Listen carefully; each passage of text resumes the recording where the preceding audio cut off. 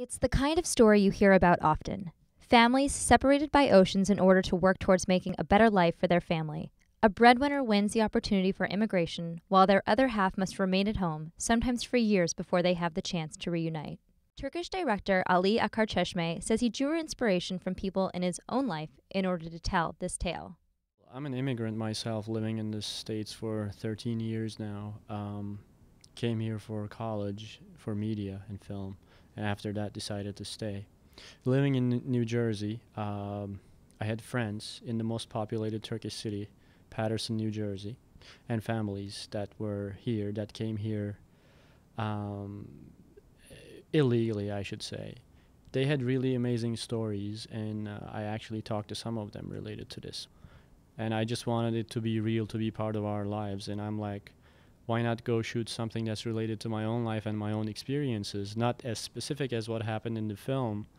And I said, let me go for an immigrant story. Gamze, a Turkish actress who plays the lead protagonist in Departures, says she drew from her own personal experiences of what it was like as an immigrant moving to the U.S. This country is very much an immigrant's country. And when I first moved to New York, as much as I was excited, it's like this mixed feeling of it being excited, but at the same time, you're like, really, I don't know what the word is, kind of at a loss, like kind of scared and feeling very lonely. Mm-hmm.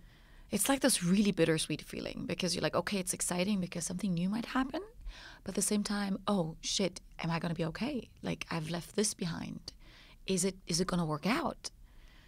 It's, what are the people like? It's like, what's going to happen to me? It's a little scary. The Turkish population has reached an estimated 500,000 throughout the U.S., the largest of which lives in the New York tri-state area. The Turkish Cultural Center, a nonprofit organization with 9 branches in New York, acts as a bridge between the Turkish and American community. The Turkish Cultural Center is trying to build bridges between Turkey and the U.S. So we would like to build educational, cultural, economic bridges. And I would say 50% of the programs that we do serves the Turkish American community to organize them and to become a part of society at large. Mehmet Kilic is the president of the center and says a big part of their organization is about forming connections between members of the Turkish and non-Turkish community. Yeah, it's one of our goals to help the newcomers to get adjusted to the new society. The Turkish Americans are latecomers to the U.S. comparing to other societies. And American education is a large part of what has been attracting Turkish immigrants to the U.S. I think it is great that the Turkish American community are very educated. They either have undergrad or grad or higher education, so they are very organized. They like to stay in close contact with each other. And so what we do when people come from Turkey, most of them are like students who would like to have higher education. So we pass on our experiences. We help them with accommodation, where to find, to stay, to get their driver's license, or any kind of social connections that we could build. For Ali Akarcheshme, the life of an immigrant is certainly not easy, and it's a message that he hopes to get across through his film.